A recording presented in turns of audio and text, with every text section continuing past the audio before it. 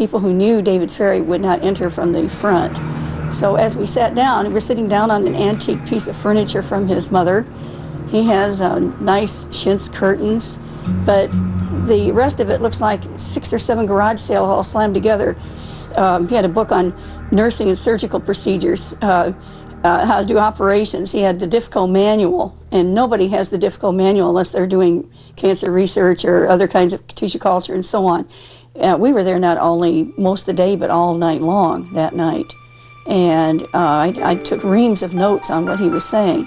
To Judith's amazement, Ferry began to talk about a secret government medical project against Castro, involving himself and Mary Sherman, overseen by Alton Ochsner. I knew that Dr. Ochsner had been working on a variety of different projects, and that because of his association with anti-Castro people such as David Ferry, this seemed very possible to me that Dr. Ochsner and Dr. Sherman might be involved with David Ferry. And of course he spoke knowledgeably of both people. They said they wanted to introduce me to Sparky, also a dog who couldn't control himself. And this individual's name, they said, was Sparky Rubenstein. Only much, much later did I learn that this was Jack Ruby, and I never connected the two when Lee was murdered. He was very interested in what we were doing there in the lab, and David Ferry openly showed him what was going on, which surprised me.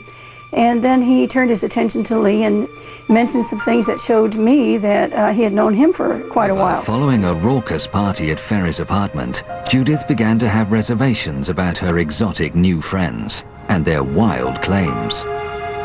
I was already falling in love with Lee Oswald, but I didn't know him that well. So I was concerned, and I asked Lee to show me. I need to find out, really, is the government really involved in this? I might be being lied to. I hadn't even met Dr. Ochsner yet and wasn't supposed to for another few days. To reassure Judith of his official status, Oswald took her downtown to meet another close associate, Guy Bannister, a former FBI man now operating as a private investigator. There on the wall, there it was. This man was the head of the FBI in Chicago. He carried a beautiful big gun right there on his shoulder holster. He had all kinds of credentials, and he affirmed that Lee was working on an anti-Castro project. That was good enough for me. Judith was even more impressed when Lee later took her to the 3rd floor of Bannister's building, where she saw assorted military equipment stored. Lee told me that he was in New Orleans for several reasons. One of them was to make a training film, and that he was working with these anti-Castro insurgents to help teach some of these young Cubans how to use ammunition, how to, do their guns, how to fire, and all that. He was part of this, but he had several other projects he was also working on. He was a very busy man there. They were horrified to learn that some of the sponsors of the Kill Castro program were also interested in getting rid of Kennedy because of his perceived failure to deal with the communist threat so close to America's shores. We were aware of this through David Ferry, who had infiltrated groups who were planning or trying to kill Kennedy or to kill Castro. By focusing on Cuba, if Castro were dead, and taking over Cuba again, everybody would be satisfied. The military, the CIA, the mafia, and other elements, the anti-Castroites. Everybody would be happy if Castro were out of the picture. Otherwise, it seemed that these people really basically were focused on eliminating Kennedy, and then they could do as they pleased with Cuba, with another administration. And a lot of these people had a lot of power. It was a frightening thing for me to hear about all these things. But for Agent Oswald, the Kill Castro project was only one of several undercover assignments that summer, as Judith learned. He was supposed to be a pro-Castro person, eventually to be groomed enough and to be able to enter Cuba if they ever wanted him to go to Cuba. All the anti-Castro things he'd done with Guy Bannister and so on, and he was moving into a new phase, and that was to promote his pro-Castro image. That was going to be on television. Well, I would very definitely say that I am a Marxist at its correct, but that does not mean, however, I'm a communist. Pamphleteering, all kinds of things to make him look like a pro-Castro maniac, practically.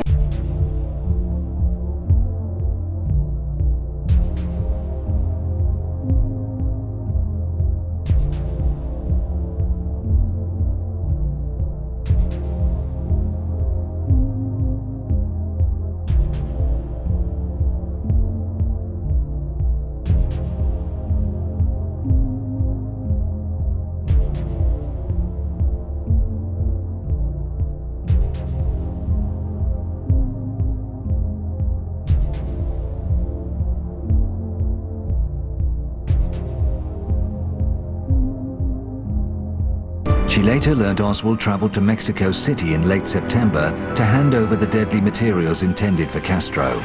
But his trip was a catastrophe. The drop for the flasks containing the serum was a souvenir shop, but no one showed. Even his main CIA contact, a mysterious Mr. B, had suddenly left for Washington. He began to do everything he said he possibly could think of that might make him get a chance to meet someone who would be able to take the material from him. And he said at the last, if that didn't work, he even tried to figure out ways himself to get into Cuba because he felt he had enough credentials he might be able to pull it off. Frantic efforts in Mexico City to secure a Cuban transit visa failed, and a disillusioned Oswald returned to the USA in early October.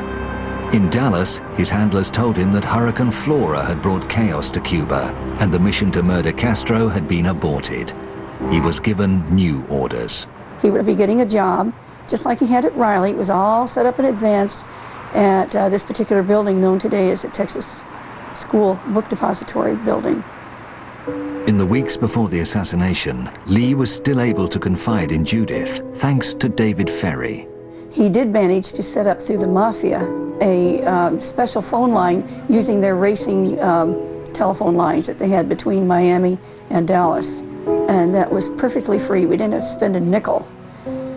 During the 14 or 15 telephone calls that Lee and I exchanged, most of them to me, these calls lasting about an hour to an hour and 45 minutes, the tone of the conversations as time wore on got more and more desperate in a way.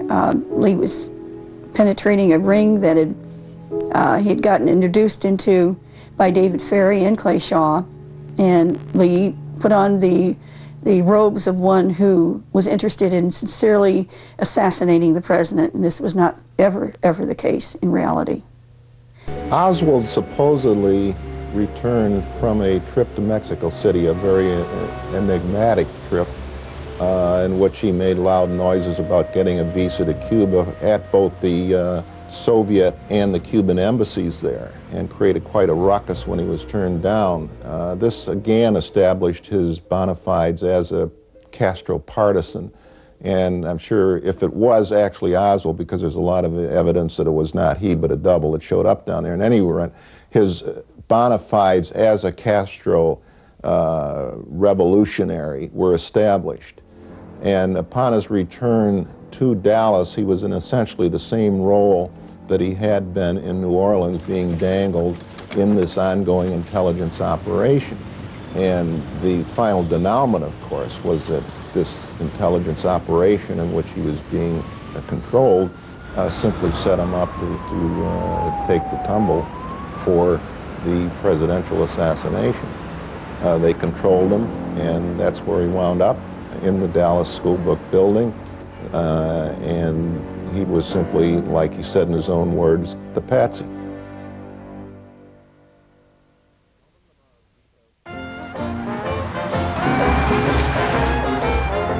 Some of the key pieces in the Oswald puzzle lie not in Dallas, but down in New Orleans, where he spent significant periods of his life.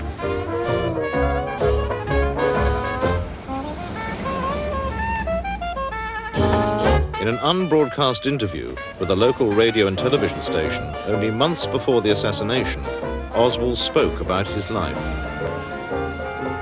I was born in New Orleans in 1939. For a short length of time during my childhood, I lived in Texas and in New York. During my junior high school days, I attended Beauregard Junior High School. I attended that school for 2 years. Then I went to Warren Eastern High School, and I attended that school for over a year. Then my family and I moved to Texas, and I continued my schooling there. Then I entered the United States Marine Corps in 1956. I spent 3 years in the United States Marine Corps, starting out as a private, working my way up through the ranks